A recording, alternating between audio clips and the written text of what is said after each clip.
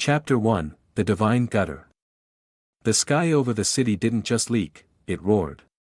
It was a violent, rhythmic percussion against the asphalt, the kind of storm that drowned out thought and dissolved the distinction between the horizon and the jagged silhouette of skyscrapers.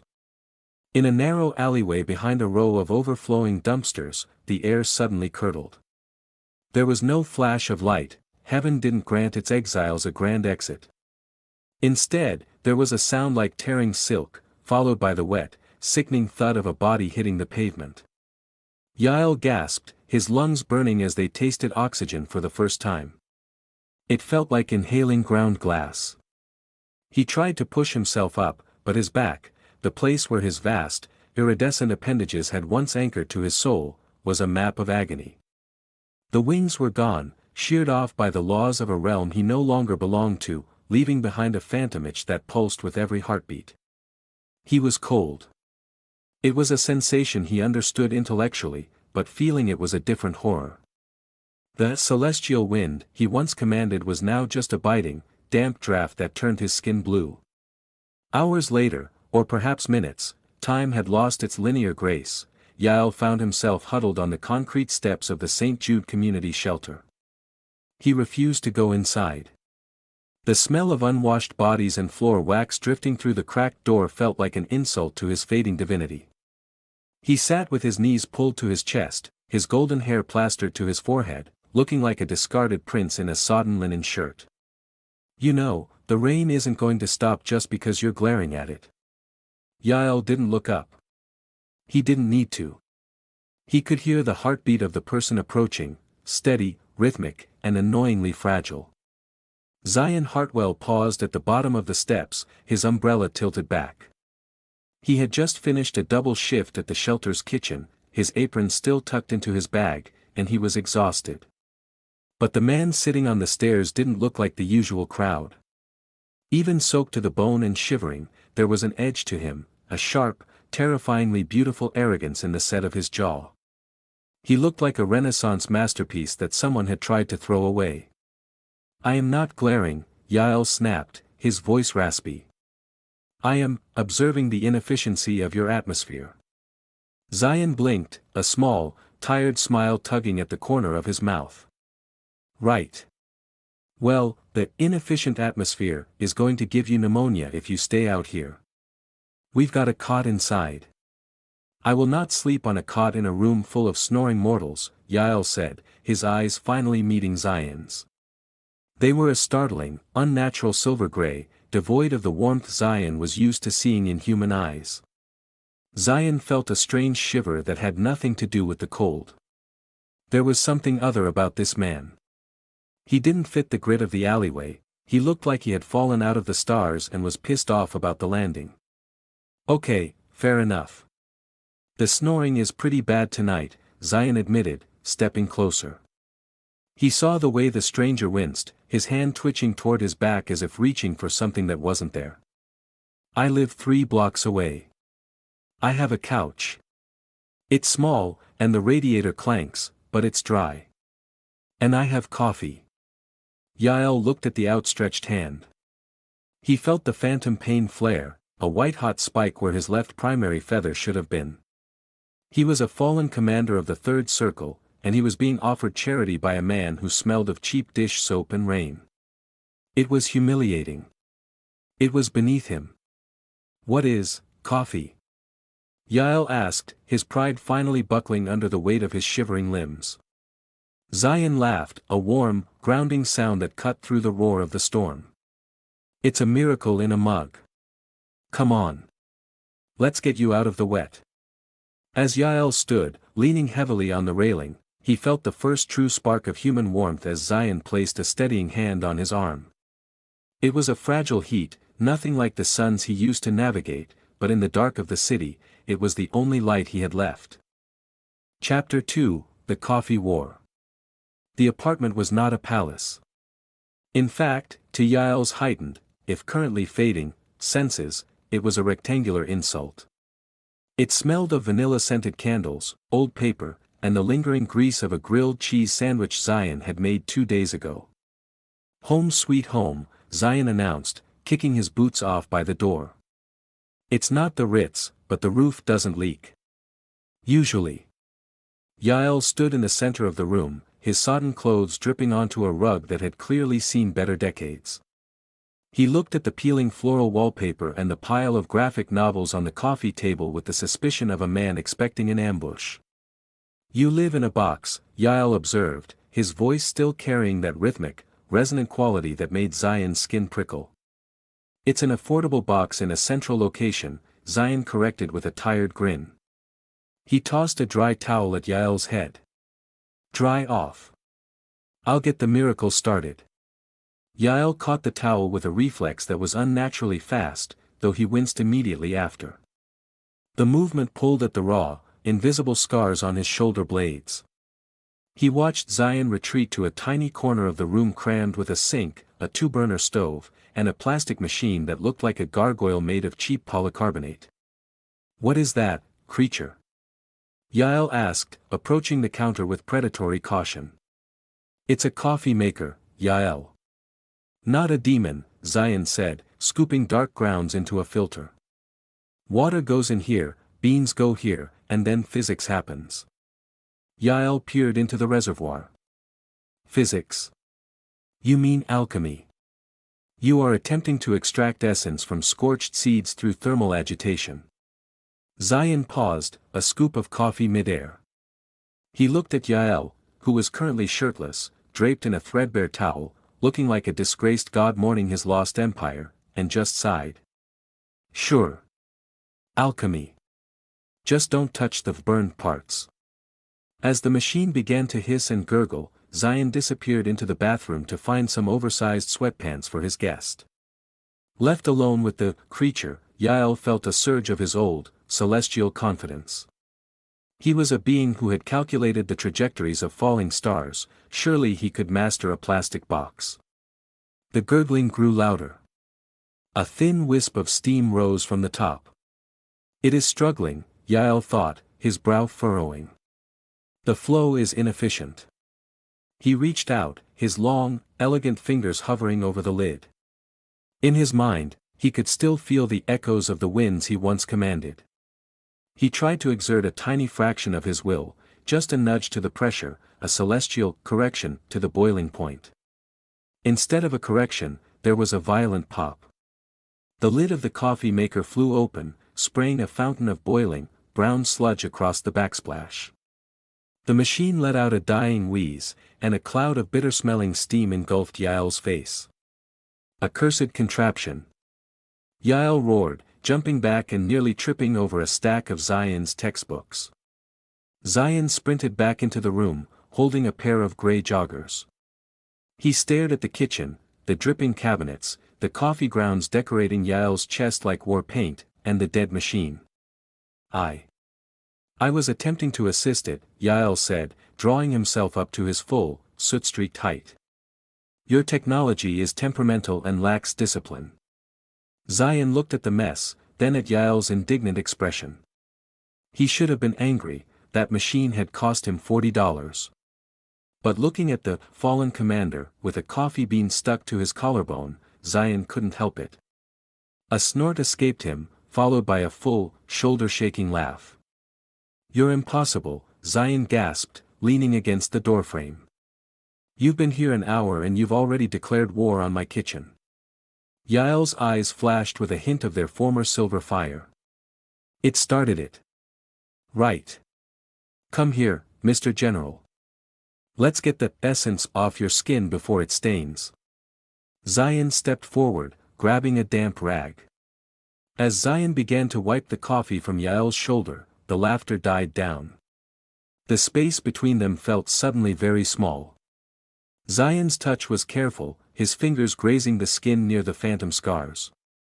Yael went still, his breath hitching. For a moment, the cramped apartment didn't feel like a prison. It felt like a sanctuary.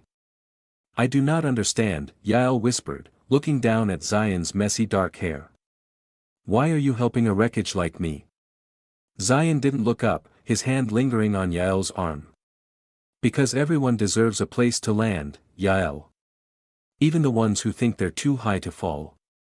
Chapter 3, The Ghost Wings. The transition from divine to dust was never meant to be a clean break. For 3 days, Yael had managed to maintain a brittle facade of composure, pacing the studio apartment like a caged panther and critiquing Zion's collection of primitive literature.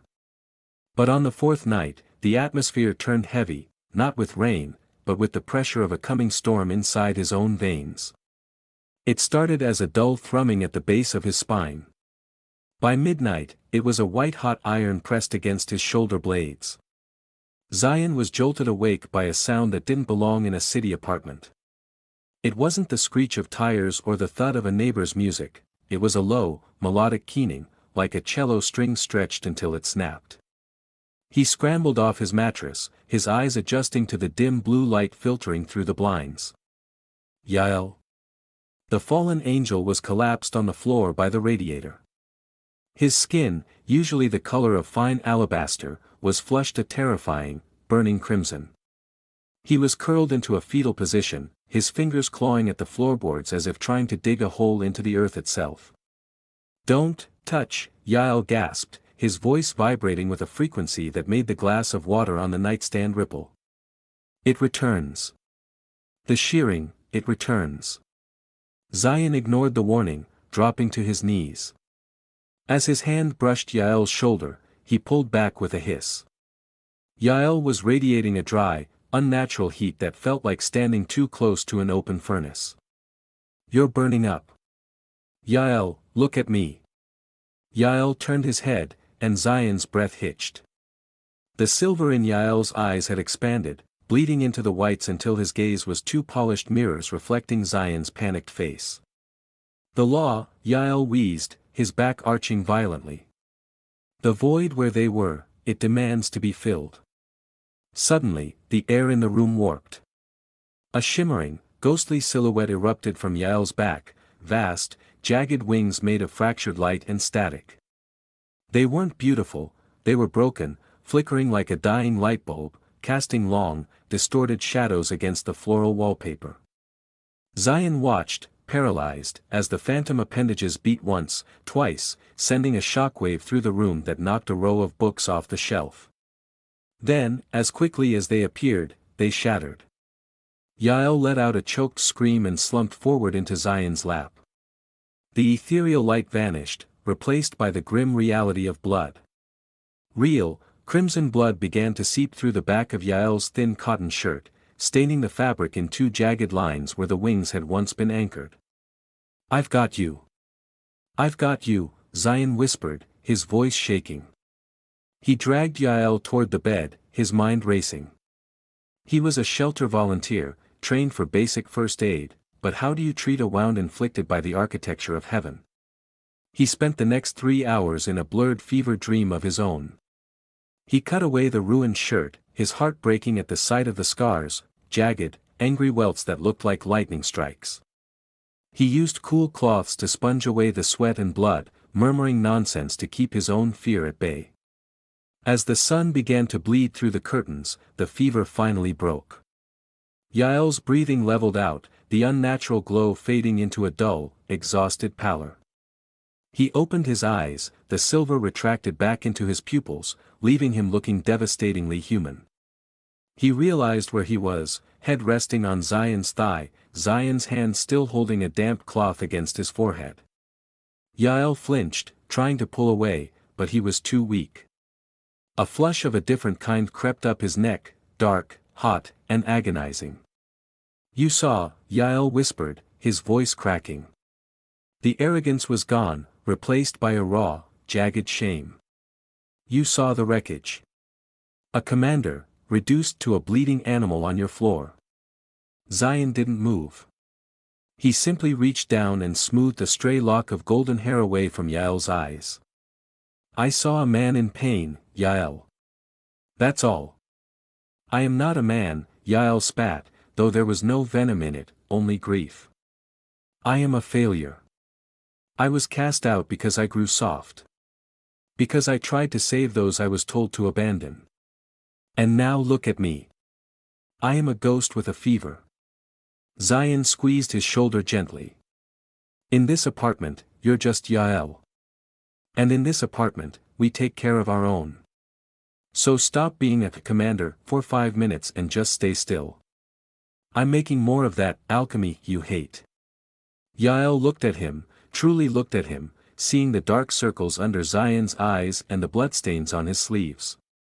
For the first time since his fall, the phantom pain in his back felt a little less sharp, replaced by a strange, fluttering warmth in his chest that no celestial law could explain.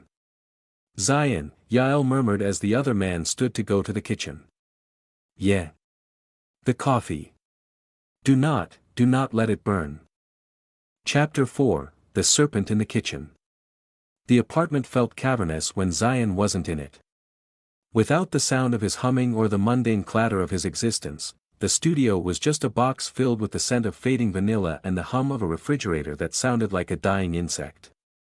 Yael sat on the edge of the bed, his back swathed in clean bandages. The fever had receded into a dull, throbbing ache, leaving him hollowed out. He stared at a potted succulent on the windowsill, a gift from Zion to brighten the place up. It was a stubby, resilient little thing, surviving on nothing but filtered gray light and tap water. Like me, Yael thought with a flicker of bitterness. Except I was built for the sun. The shift in the room happened subtly at first. The dust motes dancing in the afternoon light suddenly froze, suspended in midair like tiny shards of glass. The temperature didn't drop, it turned oily, a cloying heat that smelled of ozone and rotting lilies. "Oh, look at you," a voice purred from the corner where the shadows were beginning to stretch unnaturally long. From the right hand of the creator to a twin-sized mattress with polyester sheets. How the mighty have tumbled. Yael didn't flinch, but his fingers curled into the bedsheets. Malphas.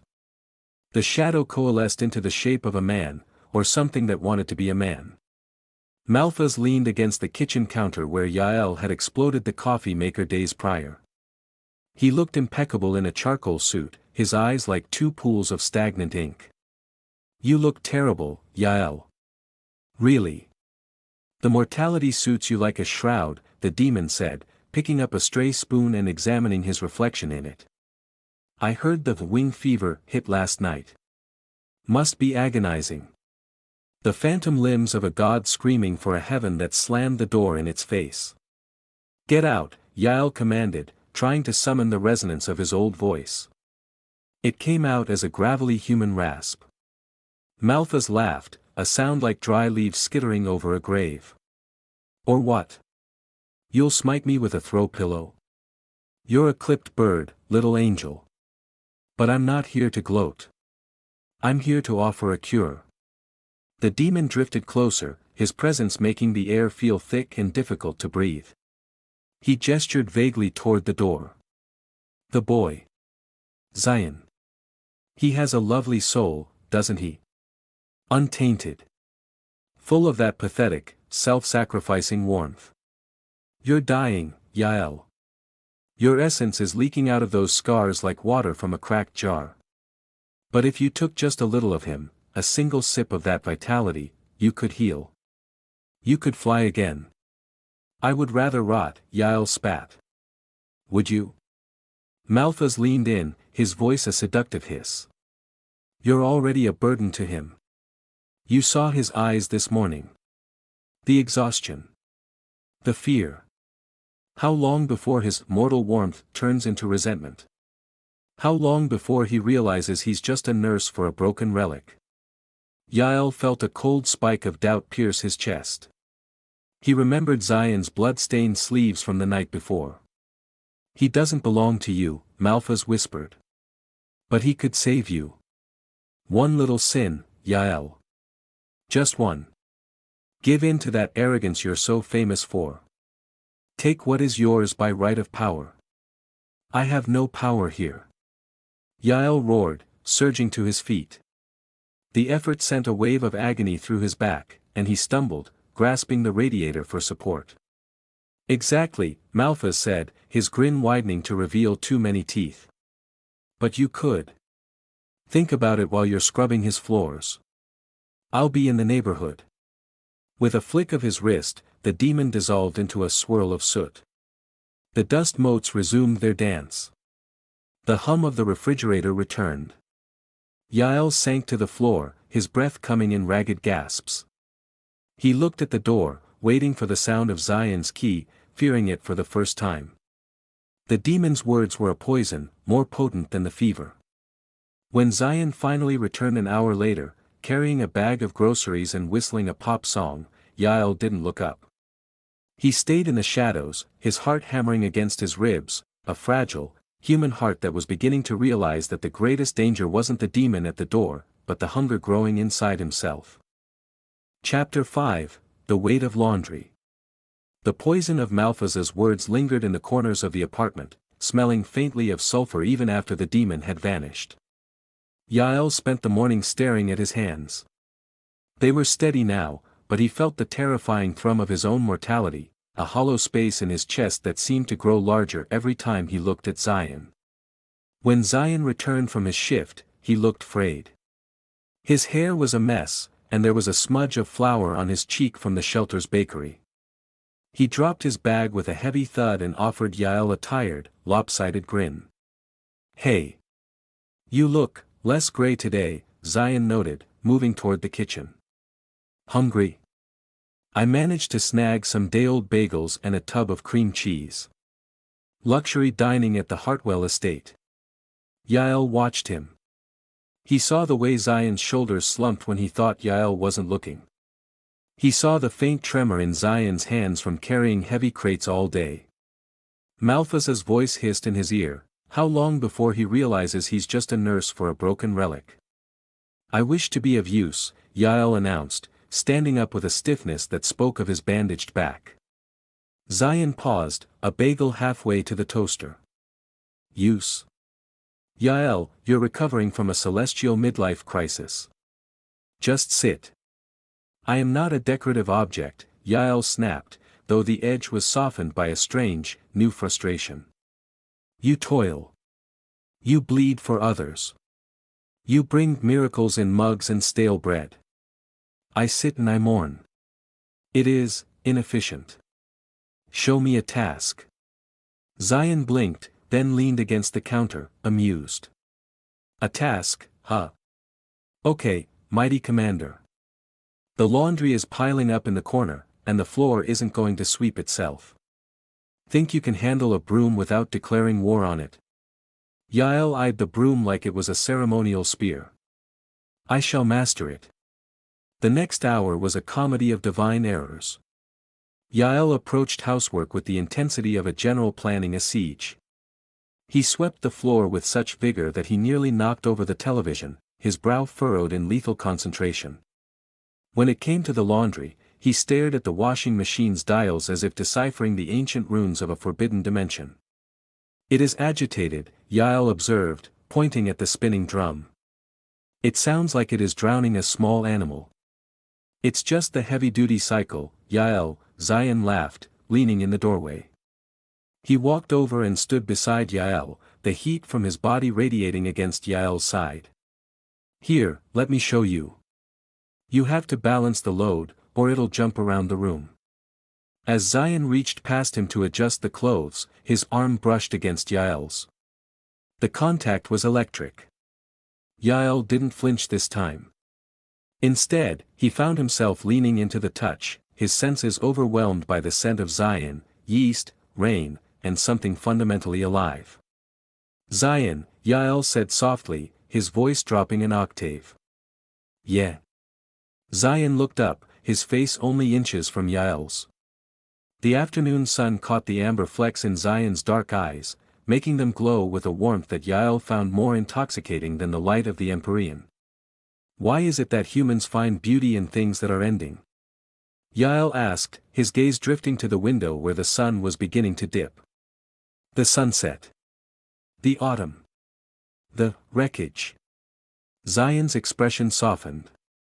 He reached out, his thumb grazing the back of Yael's hand. "Maybe because we know how rare it is. If things lasted forever, they wouldn't mean as much. The beauty isn't in the perfection, Yael. It's in the fact that it's here right now, even if it's hurting." Yael felt the hollow space in his chest ache, but it wasn't the hunger Malphas had promised. It was a yearning to belong to this fragility. He realized then that he didn't want to harvest Zion's light, he wanted to be the shadow that protected it. "I am learning," Yael whispered. "You're doing great," Zion replied, his voice a low murmur. He didn't pull his hand away. For a long moment, the apartment was silent, save for the rhythmic thumping of the laundry machine. It was a mundane, broken, beautiful moment. Yael realized that while he had lost his wings, he was discovering something far more dangerous, a reason to stay on the ground. Chapter 6, The Hunger. The grace period was short-lived. By the following Tuesday, the sky had turned the color of a bruised plum, and the air in the apartment felt static, as if the atmosphere were holding its breath. Zion had been called in for an emergency night shift at the shelter. A local power outage had flooded the facility with extra people needing help. "I'll be back by midnight," Zion had promised, pressing a spare key into Yael's palm. "There's soup on the stove. Just try not to let the apartment explode while I'm gone." Yael had offered a sharp, arrogant tilt of his chin, but as soon as the door clicked shut, the bravado vanished. The phantom pain wasn't just itching tonight, it was screaming. It felt as though his spine were being unspooled, thread by agonizing thread. He collapsed onto the rug, his breath coming in shallow, ragged hitches. The fever returned with a predatory heat, turning his vision into a blur of overlapping colors. "Still clinging to the floorboards, I see," a voice dripped like venom into his ear. Yael didn't even have the strength to look up. Malphas was there, materialized not as a man this time, but as a suffocating presence of cold smoke and sharp edges. He stepped over Yael's prone body, his polished shoes clicking rhythmically. "He's late, you know," Malphas remarked, leaning down to whisper against Yael's burning ear. "Your little mortal. He's out there giving his warmth to strangers. To the worthy poor. While you, the great celestial disaster, rot in his living room." "Be silent," Yael groaned, his fingers digging into the carpet. "Look at you, Yael. You're shivering. You're bleeding through those pathetic little bandages he applied with such love." Malphas circled him, a shark sensing a leak in the hull. "The pain is because you are empty. You are a vessel with the bottom knocked out. And there, sitting on the nightstand, is the solution." Yael's eyes flickered to Zion's favorite mug, left half full of water.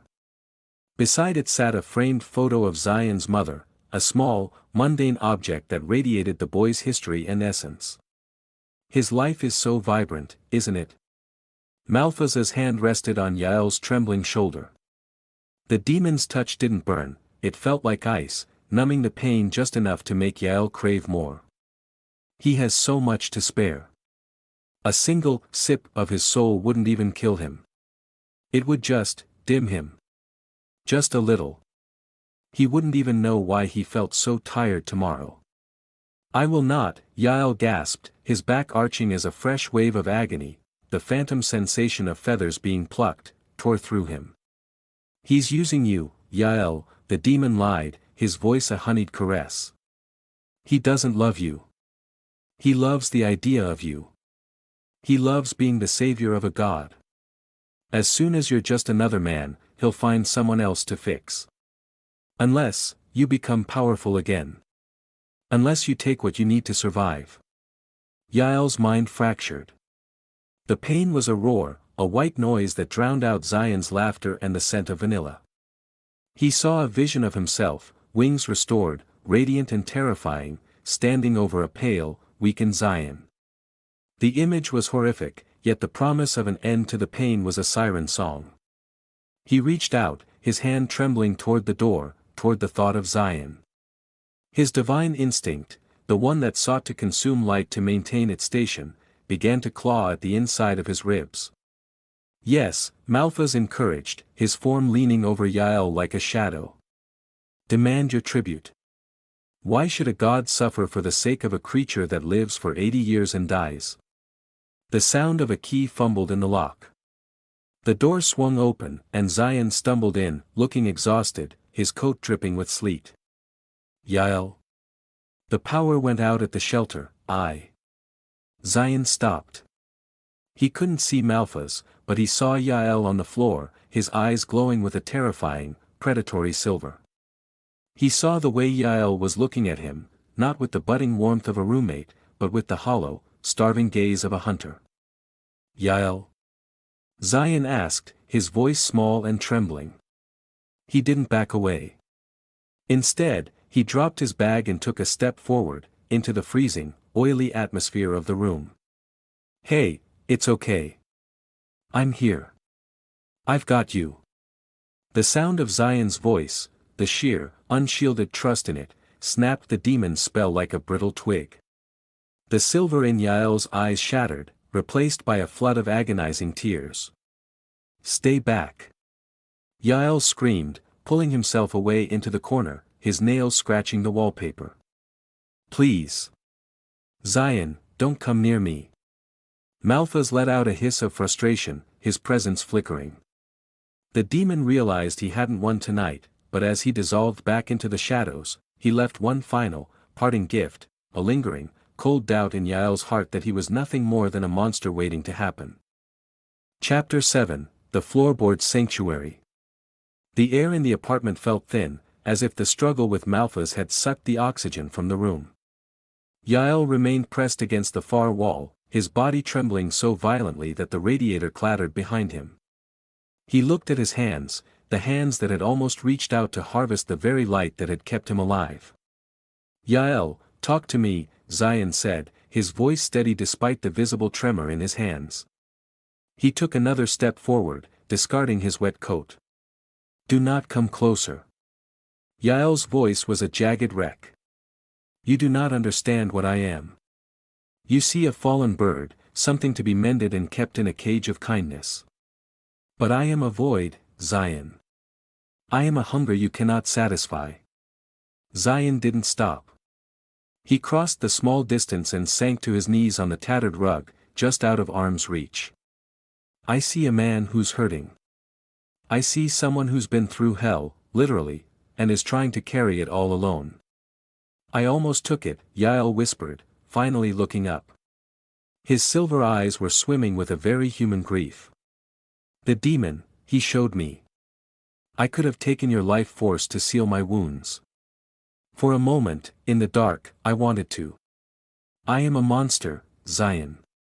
A divine parasite. I should have stayed in the rain." Yael's breathing became a series of sharp, hitching sobs.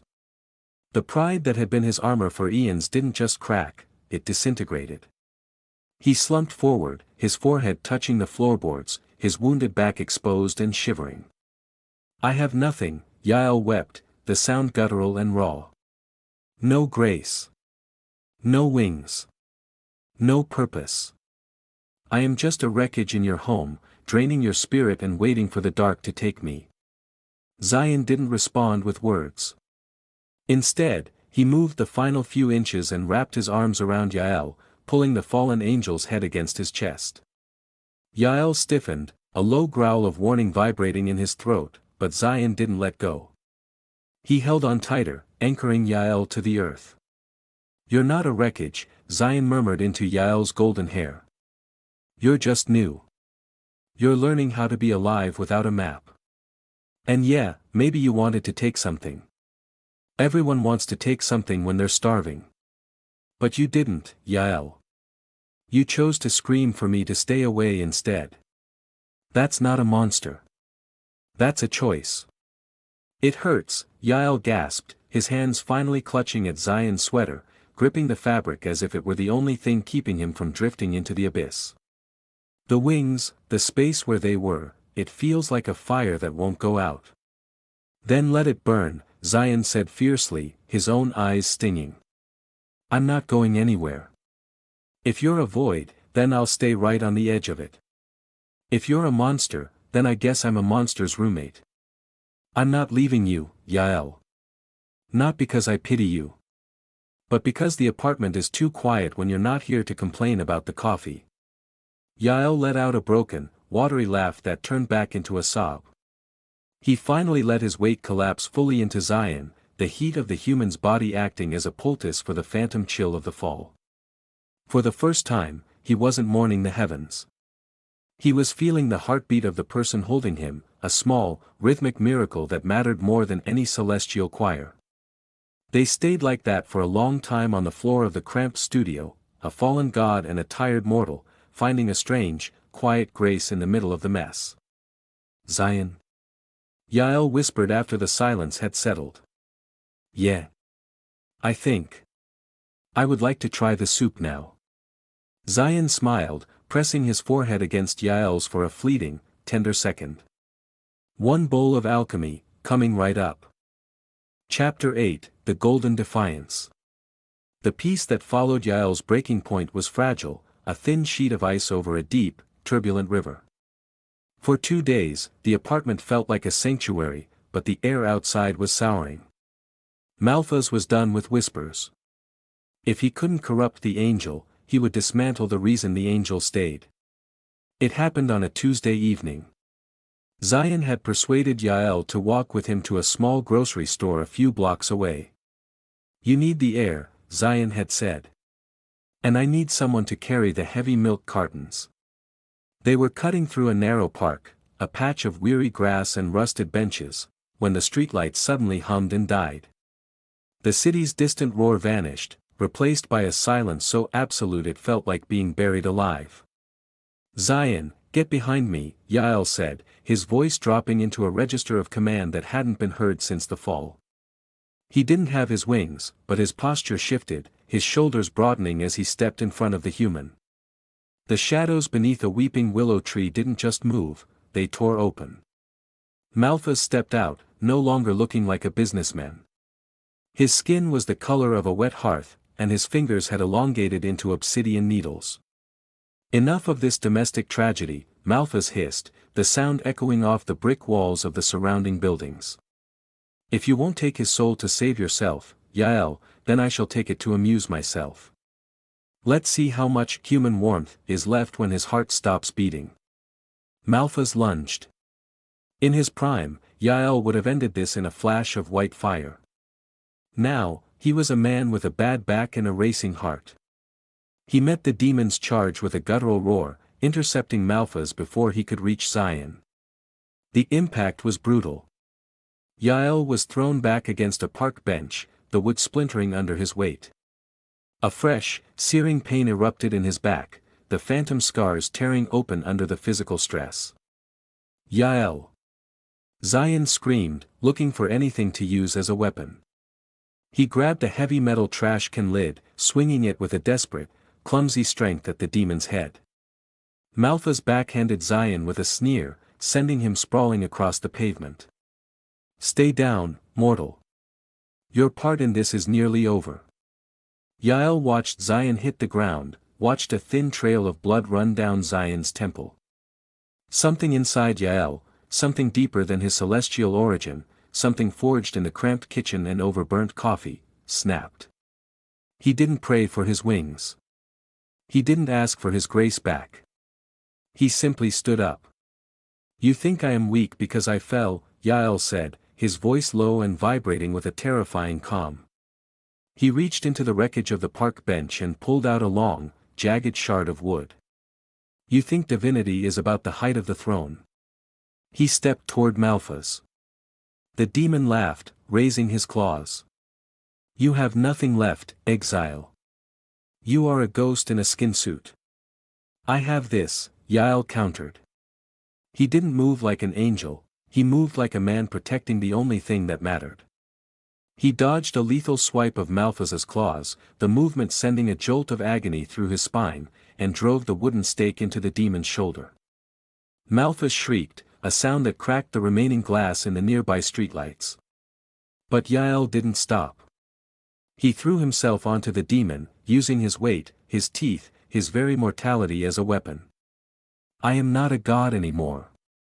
Yael shouted, his eyes suddenly erupting in a brilliant, blinding amber, not the silver of heaven, but the golden hue of a summer sunset. I am a man.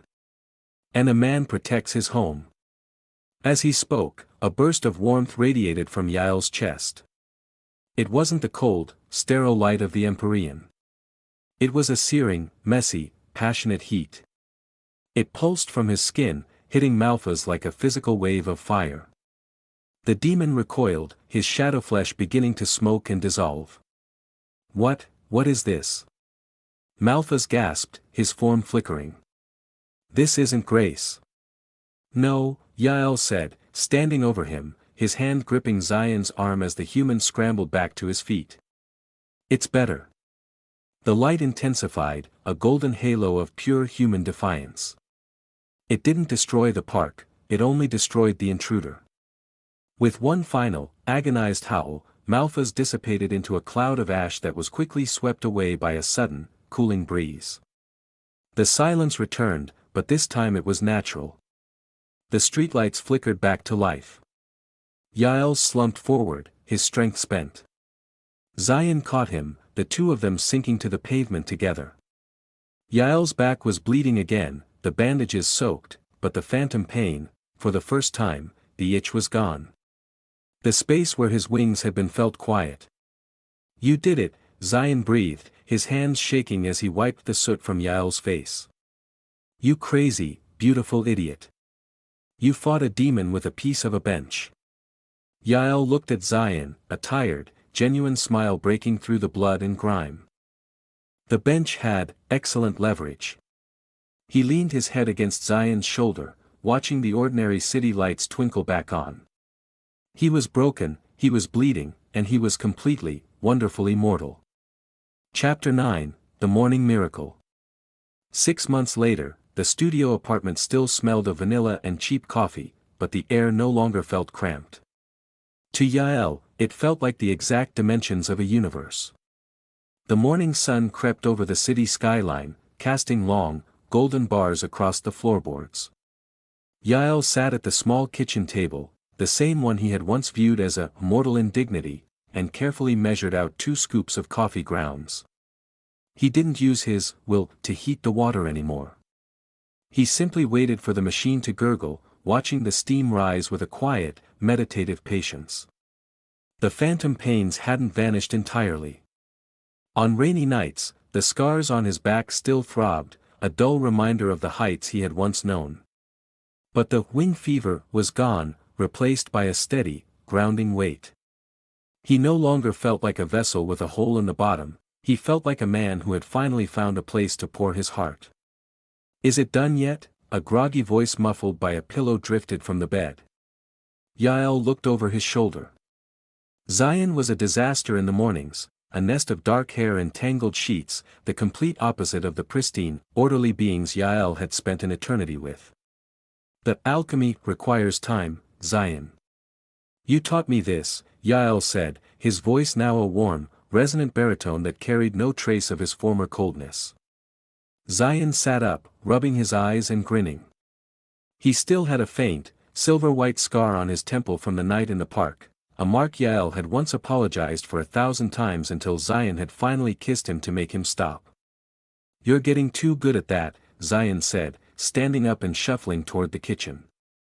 He wrapped his arms around Yael's waist from behind, resting his chin on Yael's shoulder. I think you've officially mastered the art of being a roommate. Yael leaned back into the embrace. He didn't reach for the stars anymore, he reached for the heat of Zion's skin through his t-shirt. I have higher ambitions now. I believe I am ready to attempt the grilled cheese this afternoon. Zion laughed, the sound vibrating through Yael's chest. Let's not get ahead of ourselves, hero. One miracle at a time. They stood there for a moment, bathed in the early light. Yael looked at the small succulent on the windowsill. It had grown significantly, its green leaves reaching toward the glass. He realized then that Malphas had been wrong about everything. Being mortal wasn't about being dimmed. It was about the intensity of the flicker. Heaven had been a place of endless, unchanging light, but it was cold. This cramped apartment with its clanking radiator and its mortal, messy love, was a bonfire. What are you thinking about? Zion whispered, sensing the shift in Yael's mood. Yael turned in Zion's arms, framing the human's face with his hands. His eyes were no longer silver or amber, they were the color of a clear morning, reflecting everything in front of him. I was thinking that I used to command the winds, Yael murmured, leaning down until their foreheads touched. I used to watch the birth of galaxies. And yet, I never knew what it was to be truly alive until I fell onto your doorstep. Zion smiled, pulling Yael into a slow, grounding kiss that tasted of sleep and the promise of a long, ordinary day. Yael wasn't a commander. He wasn't a god. He was a man who lived in a studio apartment, who worked at the local library, and who sometimes still stared at the rain with a touch of ancient arrogance. He had lost his grace, only to find a new kind, one that didn't require wings to fly. The coffee maker let out a final, triumphant hiss. The miracle was ready. And as Yael poured 2 mugs, he realized that for the first time in his existence, he was exactly where he was meant to be. The wreckage was gone. There was only the light. Thank you for listening under the same moon. If you'd like to hear more stories like this, you're always welcome here. Good night.